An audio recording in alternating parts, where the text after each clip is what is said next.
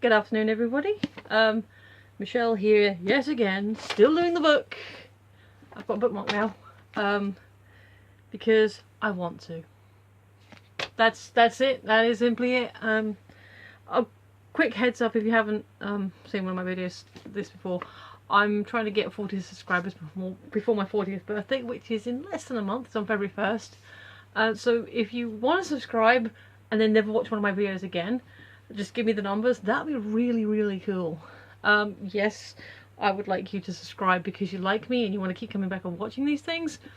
But if you just want to, you know, I will consider it a little birthday present, and I won't, won't chase you up and say, oh, why aren't you doing all this? Why aren't you watching more of my videos? I mean, again, that would be nice, but I kind of want the numbers right now. It's just it's a little goal I've set myself. I don't know if it's achievable, but yeah, subscribe and then never watch anything again. At least I'll have the numbers, and that'll be cool. So quick note about the bookmark.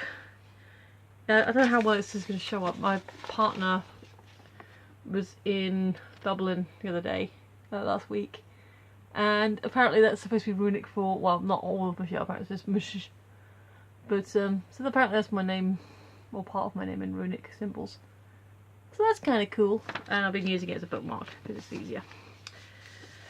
So, today's question. What qualities do you look for in a friend? Honesty, good sense of humour, common interests. Different interests are cool and can be learned from.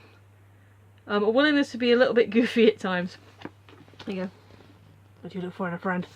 Yeah, basically, I mean, how do you expand on that? Well, I prize honesty. I like to be as honest as humanly possible. I have a reputation in my family of being sometimes painfully honest.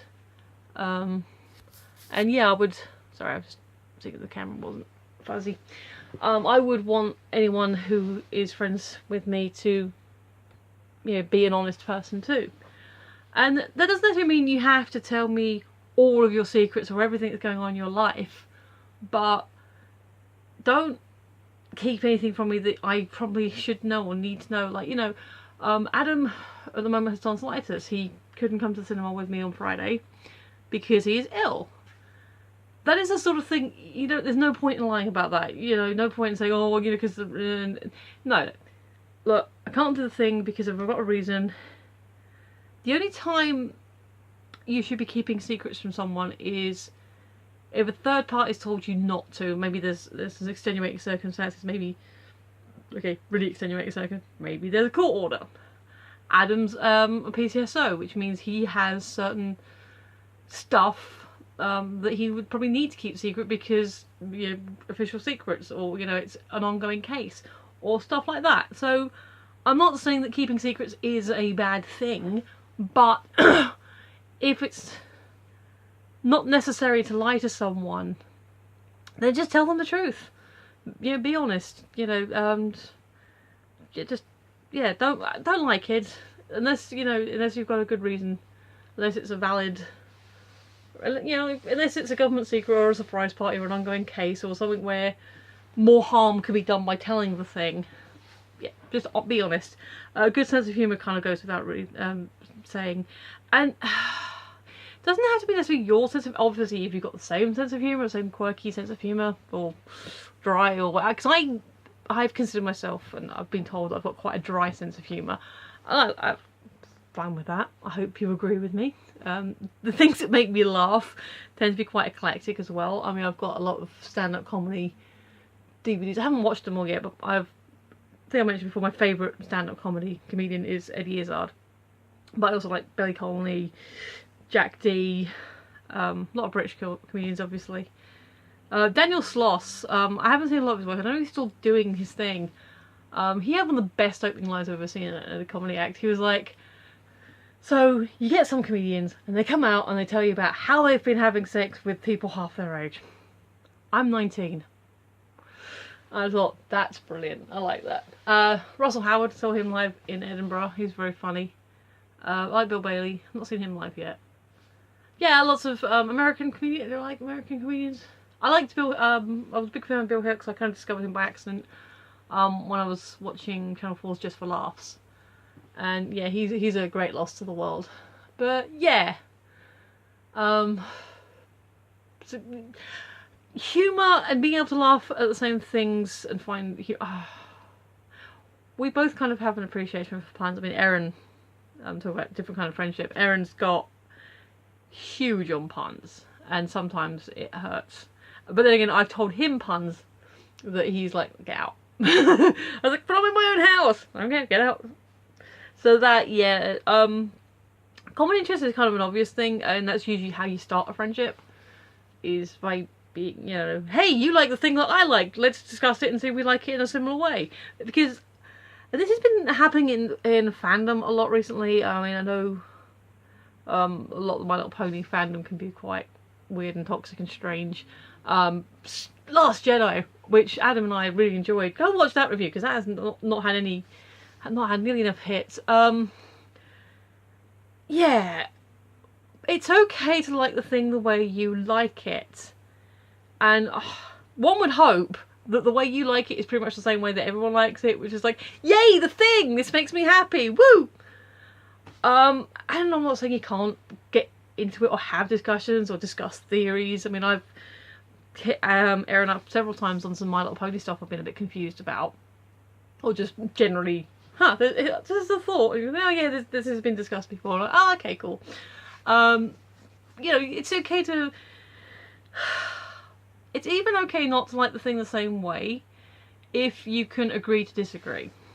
And this is where having different interests comes in, because not everything that Adam and I are into, or okay, so even Erin, like, so I was talking about a couple of videos ago about having gone to Friends Fest and how awesome and wonderful that was, and basically I got home from that and I was completely happy and buzzing, like, ooh, and I tweeted Erin and I said, oh, can I Skype you and just like gush about my wonderful happy day? And he's like, yeah, of course, give me a second. So we did that, and I was like, and then this happened, and then we did this, and we went to the thing, and then did that.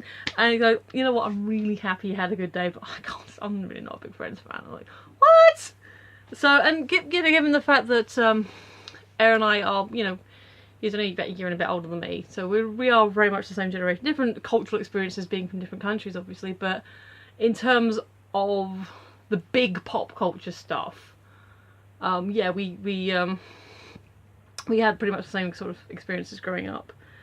So yeah, sometimes you know, find out that the person you like or you've become friends with doesn't like the same thing as you, and that's okay. He's not a big fan of Erin, again, isn't a big fan of Smallville, whereas I quite like it. It took me a lot while to get into it because I liked Lois and Clark. I'm like, why is this program on and Lois and Clark had it on a cliffhanger? Boo. But I always won't like it. So yeah, having different interests is okay as long as you can sort of accept the different interests. And it's, if your friend who likes a thing that you don't like wants to enthuse about that thing, let them. You know, say, hey, well, okay, it's not really my thing, but sure, you have your excited, you have your squee, you do your thing, and then that's cool. My the younger nephew, who doesn't like My Little Pony because glitter is bad for boys and everything, in his own weird way, he kind of apologised to me. Not like a direct, oh, I'm sorry I said this, because he's 10, but he kind of, we sort of end up talking about it again. He's like, oh, you know, it's okay, you like the things you like, and that's okay, and you do that. I'm like, alright, yeah, cool, I accept that. So he's a bit more cool about the fact I like My Little Pony now. So yeah, I mean, different interests are also good because you can learn from each other, especially, I'm talking about pop culture stuff, but, you know, you could have practical things that different interests. My brother-in-law's an engineer, so I can sort of ask him about stuff if I need help with things, and stuff like that, where maybe you can give and take from each other, you know, sort of give a good balance. That, I mean, you know, that helps. So different interests are also very interesting and cool. What else did I say? Oh yeah, and just goofiness, that comes into sense of humour. But for me personally, I like to be a bit strange and goofy at times, and if you've watched me and Adam on our videos, then you'll see that we do have this, we have our own language. I mean, I think that happens with any kind of relationship, that you end up developing your own ways of talking to each other, and like, To use an example that's maybe seem a little bit negative, my parents, they've been married for well over 40 years. They're solid as can be. But over 40 plus years, you develop weird little quirks. And me and my sister have both said, because we talk about our own relationships, and we've both said to our parents, you know what, if someone from the outside was to watch the way you have your back and forth, and you sometimes be a bit bickering, sometimes insulting each other and all this stuff, they would think that that's a marriage in trouble. But it's not. That's just the way they communicate. So I call it goofy, but eventually you will develop your own language and your own things with friends, and if that includes being goofy and a bit strange together, then excellent. Go out, have fun, be your awesome selves, and within that, accept the fact that they are going to have friendships with other people that you're not necessarily going to be able to touch. I mean, Adam and I have a few mutual friends from when we worked at the store, but he's got all his colleagues at the police station. I've got all the people I know when I'm working with the council and other places I've worked, and within those separate circles we have our own sort of interactions with those people. So yeah, basically honesty, common interests, sense of humour, and the idea common interests are good, different interests are also good, as long as you know, it isn't like a really big fundamental difference where you can't get on with each other. I mean, I'm very much a rainbow warrior. I have like my little rainbow badge. I'm an ally.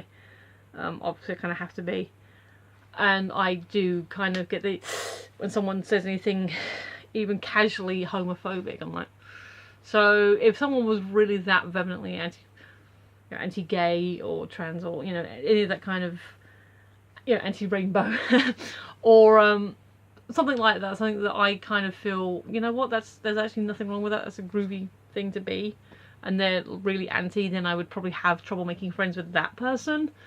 But it doesn't mean to say I couldn't be a professional, you know, if we're working together, I can't, you know, I can still be professional.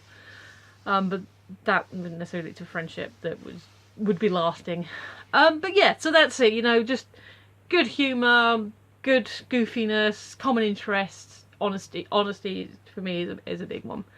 But yeah, like I said, be honest with each other about the stuff that matters, but accept the fact that sometimes they're going to need to keep secrets from you because a reason, or maybe they're keeping a secret from you because they didn't realise that it was something you want to know about or be aware of.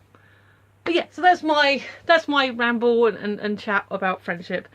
But yeah, do please talk to me, because there's 13 of you that I'm going to be able to talk to you back. Tell me what you look for in friends and your friendship stories and all that fun stuff. I do talk with my hands quite a lot. I do not care. So yeah, like, share, subscribe. You can follow me on Twitter at Phoenix11, or on Tumblr it's just Phoenix11. I'm poking Discord. I don't know what it does or what you're supposed to do with it. But again, that's going to be Phoenix11, but I don't know what I'm doing with it yet, so don't worry about that one yet. But yeah, so that's pretty much it. Yeah, like, share, subscribe. If you only want to subscribe to give me the numbers and then never watch me again, then I will be okay with that. So I think that's pretty much everything I've got to say. So anyway, I've been Michelle, you've been listening, and I will see you tomorrow. Bye!